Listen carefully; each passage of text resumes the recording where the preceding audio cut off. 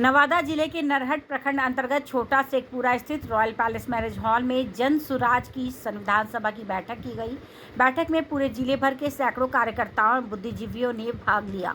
कार्यक्रम की अध्यक्षता जन सुराज के मुख्य प्रवक्ता एवं संविधान सभा के सदस्य मसीहुद्दीन ने किया, जबकि संचालन जन सुराज विचार मंच के जिला संवाद सारथी अजय कुमार ने किया। जन सुराज के मुख्य प्रवक्ता मसीहुद्दीन ने बताया कि बैठक में जन सुराज के संविधान के प्रारूप पर विचार विमर्श हुआ। उन्होंने कहा, जन सुराज के सूत्रधार प्रशांत किशोर के द्वारा 2 वर्षों से पदयात्रा में सही लोग सही सोच सामूहिक प्रयास के सिद्धांतों पर सभी जिलों के जिला कार्यवाहक समिति के पदाधिकारियों के द्वारा सर्वसम्मति से गांधी जयंती के अवसर पर जन सुराज को राजनीतिक दल बनाने का निर्णय लिया गया, जिसमें राज्य के विभिन्न प्रखंडों में सभी संस्थापक सदस्यों से राय लेकर बहुमत के आधार पर संविधान सभा बनाने के लिए विचार किया जा रहा है।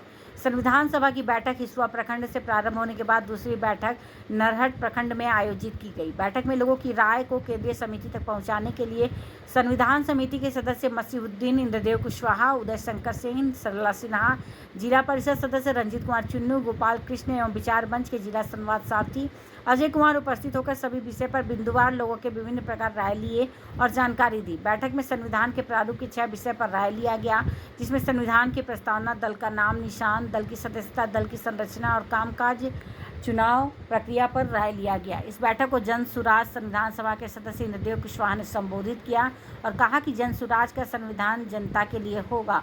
इसमें जनता की राय से ही सभी नियम बनाए जाएंगे। मतलब साफ है कि सभी निर्णय जनता करेगी, ना कि अन्य दल जैसे अलोकतांत्रिक तरीके से नहीं होगा। बैठक में मसीहुद्दीन के अलावा इंद्रदेव कुशवाहा, उदय शंकर सिंह, युगल किशोर राम, राजेंद्र मांझी, सीताराम यादव, नसीम अंसारी, सरला सिन्हा, प्रतिमा भट्ट, रंजीत कुमार चुन्नू, अखिलेश यादव, गोपाल कृष्ण, सनाउल्लाह रहमान आदि ने विचार दिया। एक नई व्यवस्था लाई और यह व्यवस्था है कि जन सुराज को जन जन तक ले जाने के लिए उनकी बातों को इस पार्टी के निर्माण में शामिल किया जाए। लिहाजा इन बैठकों की जरूरत पड़ी और पूरे प्रदेश में ऐसी लगभग 900 बैठकों का आयोजन किया जाना है, जिसके जरिए जन सुराज कैसी हो, जन सुराज का नामकरण, जन सुराज के सदस्यों की संख्या, जन सुराज में भैया लोग सब चलाते हैं, इसलिए सब देख रहे हैं, सब जागरूक है कि इतने सालों से प्रशांत जी चल रहे हैं और बिहार का जो व्यवस्था परिवर्तन है, व्यवस्था परिवर्तन क्या है? आपका बच्चा नहीं पढ़ रहा है, आपका पति बेटा कहाँ जाता है काम करने? दूसरे जगह जाता है ना। उससे ज्यादा पीड़ित कौन होती हैं? महिलाएं होती हैं। तो उनके लिए जो भैया बताए थे उदय शंकर भाई, इसलिए उसको दोहराएंगे नहीं हम, कि वो चीज छूट गई थी कि महिलाओं को रोजगार करने के लिए 4% बुझलो ना, 4% मतलब सूद लागते सरकार के, तो सरकार की गारंटी पर आपको दिया जाएगा। आप लोग जो जीविका में काम करते हैं 2 से 2.5% महीना का उसमें लगता है, 25% टोटल सालाना 25% और यहाँ 4% सालाना। अगर कुछ हो रहा है तो यह पहली बार हो रहा है आपके देश में और इसका सौभाग्य हमारे बिहार को मिल रहा है और बिहार के लोगों ने ऐसा तय किया है कि नहीं, हम जो पार्टी बनाएंगे वो अन्य पार्टियों से हटकर होगी।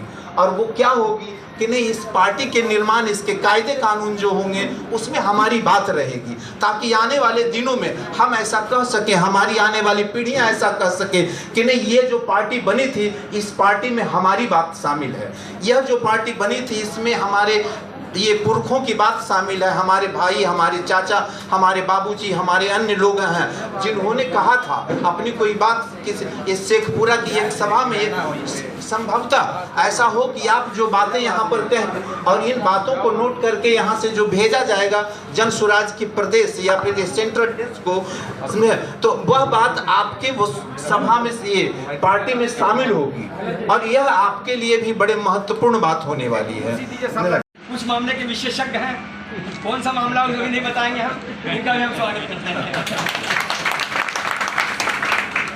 पटना भी, वहाँ भी, नवादा भी, हर कार्यक्रम में करीम साहब एकदम एक्टिव भूमिका में रहते हैं। अब हम हाजी मुश्ताक साहब मुशर्रफ साहब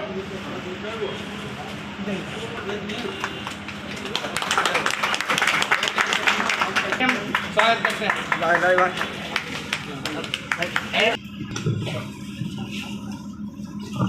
इन औपचारिकताओं के बाद जन स्वराज संविधान सभा की बैठक अब अपने मूल उद्देश्यों की तरफ बढ़ रही है।